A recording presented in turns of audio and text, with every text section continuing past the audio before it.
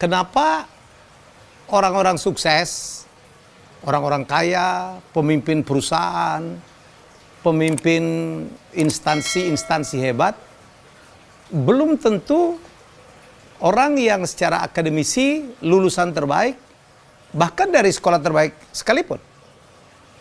Lucu ya. Dan kalau kita renung-renung, teman-teman kita dulu, ya mungkin Anda sekarang sudah cukup berumur atau separuh baya.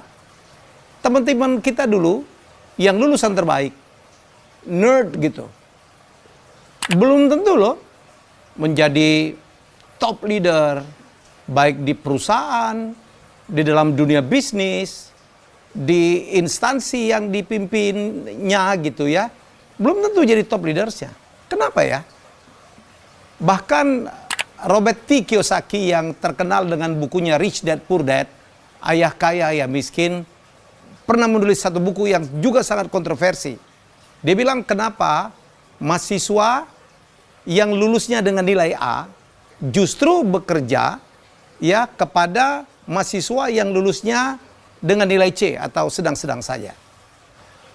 Kita juga barangkali, Anda juga barangkali pernah mendapatkan satu joke ya. Saya mendapatkan ini dari dulu Pak Renard Kasali dalam sebuah seminarnya. Dan bagan tentang itu beredar di medsos sekarang. Jadi kalau satu kelas itu, yang duduk paling depan itu yang pinter-pinter, nggak mau nyontek, itu berapa puluh tahun kemudian, itu menjadi, bukan menjadi pemimpin-pemimpin yang hebat, atau orang-orang yang sukses secara ekonomi. Sebagian justru jadi pegawai, ya, jadi konsultan, jadi peneliti. Jadi bukan juga profesi atau bukan juga mendudukin posisi-posisi puncak, baik secara ekonomi maupun juga secara perusahaannya. Dan yang duduk di tengah, ini kadang nyontek, kadang enggak, dia lumayan gitu. Dan yang duduk di belakang, yang dulu saya katakan kalau waktu kuliah itu nyontek itu harus itu, ya kan, lulusnya nyaris-nyaris. Justru itu yang kadang-kadang yang sukses, baik secara ekonomi maupun secara karir. Ada apa? Dalam beberapa seminar saya cukup membedah, ya.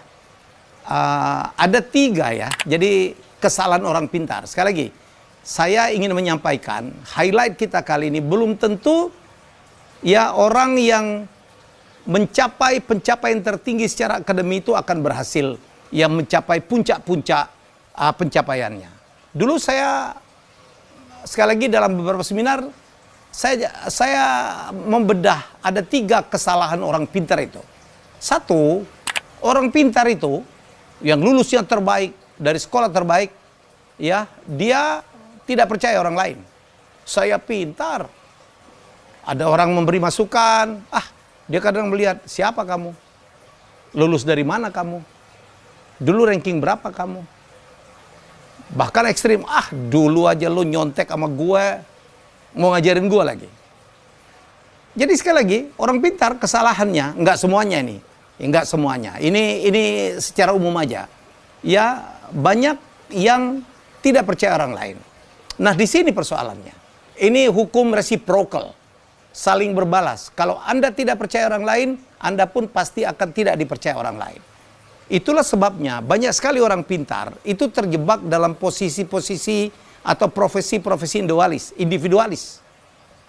Peneliti, konsultan, dosen, itu kan profesi-profesi individualis yang tidak butuh siapapun. Kenapa? Karena dia tidak percaya orang lain. Padahal untuk menjadi pemimpin, untuk menjadi seorang pengusaha besar, Anda harus wajib percaya pada orang lain. Ya, bukankah seorang leader itu adalah harus mengerti manajemen? Dia harus nge-lead manajemen. Dia harus menjadi manajer. Dia harus menjadi top manager. Anda tahu definisi dari manajemen? Manajemen itu adalah bagaimana kita mencapai sesuatu, melakukan sesuatu melalui orang lain. Sekali lagi, kita melakukan sesuatu, mencapai sesuatu dengan menggunakan atau melalui orang lain. Makin banyak orang yang bisa di-manage, yang kita kelola, itu artinya Anda akan makin hebat sebagai manajer. Orang pintar yang tidak percaya orang lain, dia jangan-jangan dia kerjain sendiri. Atau kalaupun dia memanage orang tidak bisa banyak. Saya selalu bercanda dulu ya. Kalau seorang yang pintar banget itu mau jadi pengusaha restoran aja, jangan-jangan dia karena tidak percaya orang lain ya, nyusun menu sendiri, ke pasar sendiri, masak sendiri. Dia takut dibohongin tuh. Ngitung sendiri. Aduh, ya. Jadi kalau dia mau umroh aja barangkali perusahaannya harus tutup karena dia tidak percaya orang lain. Jadi sekali lagi, kalau Anda menjadi orang yang tidak percaya orang lain, Anda tidak akan menjadi manajer yang hebat. Manajer yang bisa mengontrol ribuan orang, apalagi puluhan ribu orang. Sekali lagi, kesalahan orang pintar itu rata-rata banyak. Kenapa orang pintar tidak selalu, kan mestinya kalau orang pintar itu kan berbanding lurus, dia juga paling hebat dong. Pencapaiannya di masyarakat, ternyata tidak. Ini salah satu kesalahan orang pintar, yaitu tidak percaya orang lain. Nomor 2, mohon maaf nih yang pintar-pintar. Orang pintar itu cenderung sombong, cenderung saya katakan. Saya pintar, saya lulusan terbaik, saya dari sekolah terbaik, lu siapa? Ya, jadi, nah ini persoalan. Kalau Anda sombong, ya, nggak ada orang yang suka dengan orang sombong. Kalau Anda sombong, nggak ada orang yang mau nolong orang. Bagaimana Anda bisa menjadi pemimpin kalau orang yang Anda pimpin, ya, tidak suka dengan Anda? Wah, ada orang merasa paling pintar dia, paling keren dia, gitu. Orang-orang begini, dia akan menjadi soliter-soliter gitu, yang tidak ada orang yang mau bantu. Jualan susah, sombong. Ya, minta tolong orang nggak mau bantu. Bahkan nih, saya selalu bercanda. Percayalah sama saya, ya. Dengar ucapan saya. Orang sombong itu, sekali lagi, orang sombong itu kan tidak disukai orang lain. Ini lebih ekstrim lagi. Orang sombong itu, ya, itu juga tidak disukai oleh orang sombong yang lain. Sama-sama sombong aja, itu nggak bisa saling sukai. Wih, sombong banget dia. Padahal yang ngomong juga sombong. Kita tidak akan pernah menemukan misalnya asosiasi orang sombong Jakarta Selatan gitu. Jadi sesama orang sombong aja nggak kompak, malah bentrok dia. Ya, jadi sekali lagi, kesalahan orang pintar pertama nggak percaya orang lain. Kesalahan orang pintar kedua itu cenderung sombong. Dan yang ketiga, kesalahan orang pintar ketiga, saking pintarnya semuanya dihitung. Ngitung, kenapa? Karena dia bisa ngitung. Karena dia pintar ngitung. Ya, jadi padahal dalam bisnis, saya bisnismen, kadang-kadang kita tuh ngitungnya nggak boleh lama-lama amat. Peluang itu at the second gitu. Lu mau nggak ini? Kalau mikirnya kelamaan, gone diambil orang lain. Siapa yang ngambil? Orang yang ngitungnya nggak jago-jago amat. Dalam perjalanan saya berbisnis, banyak sekali orang yang secara sekolahan itu tidak, akademiknya itu tidak tinggi-tinggi amat, tetapi dia dalam berbisnis kita kadang-kadang harus menggunakan intuisi. Ya, aduh, kalau ada peluang dianalisa dulu, ya kan, dihitung-hitung dulu, lewat tuh barang, lewat itu kesempatan. Jadi itulah jawaban, termasuk dari bukunya Robert T. Kiyosaki, Why a Student Work for C Student. Kenapa mahasiswa dengan nilai A gitu justru bekerja kepada mahasiswa yang lulusnya dengan nilai pas-pasan C. Inilah kuncinya. Ya, jadi sekali lagi, kalau ngelihat ini, gak ada untung-untungnya lo jadi orang sombong itu. Ya, jadi buanglah kesombongan kita. Bergaullah, hargailah semua orang, ya, karena jadilah pribadi yang menyenangkan. Untuk profesi apapun yang kita tekuni, ya, kita harus menjadi orang yang menyenangkan. Jangan jadi orang yang sombong. Dalam perjalanan hidup saya bertemu dengan demikian banyak konglomerat di Indonesia. Sopan-sopan loh. Wah, luar biasa. Kadang-kadang membungkuknya lebih dalam dari kita. Ya, kita makan disendokin.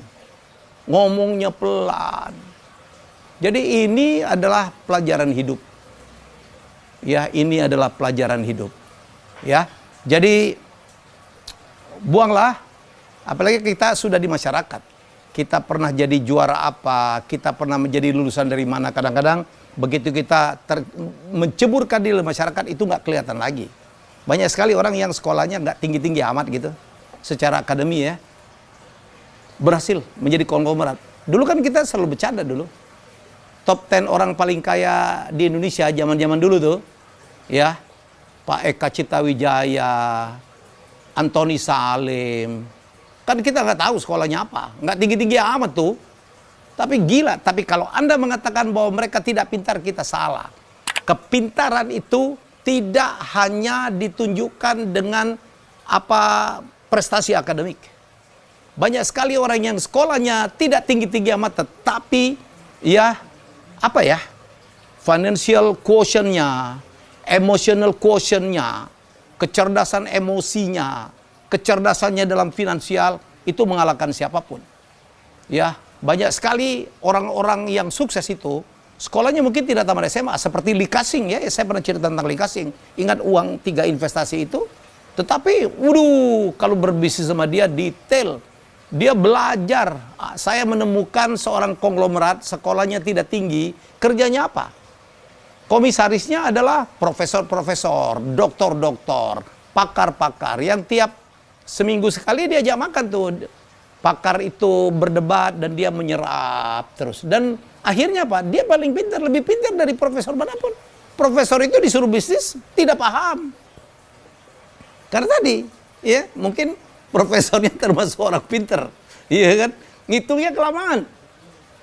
Ya, jadi kadang-kadang kita tidak bisa menilai kesuksesan seseorang. Ya, track menuju sukses hanya dengan apa melihat sekolah. Tapi bukan berarti saya tidak sepakat tuh yang dalam Rich Dad Poor Dad atau buku Robert T. Kiyosaki sebelumnya. Menurut saya sangat tidak sepakat. Kiyosaki sebelumnya menulis buku If you wanna get rich and be happy, don't go to school. Kalau mau bahagia, ya dia bilang jangan ke sekolah. Contohnya siapa? Bill Gates. Bill Gates itu tidak tamat kuliah. Bill Gates itu adalah drop out dari Harvard. Masuknya aja susah. Ini kadang-kadang dijadiin contoh. Tapi Anda lihat sekarang, orang-orang kaya, mulai Mark Zuckerberg, Sergey Brin, segala macam adalah orang-orang yang cerdas dalam bidangnya. Jadi kalau saya wrap up nih, kalau saya simpulkan, ya saya selalu meminta, jadilah yang terbaik. Dari sekolah yang terbaik, tetapi tidak boleh punya 3 kesalahan tadi. Ya, salahnya apa? Tidak percaya orang lain, harus percaya dengan orang lain. Ya, seorang manajer yang baik adalah bisa melakukan pendelegasian wewenang kepada orang yang tepat. Nah, di situ tuh kalau Anda pintar, Anda bisa melihat mana orang yang bisa dipercaya, mana yang tidak. Nah, itu kepintaran tuh di situ tuh.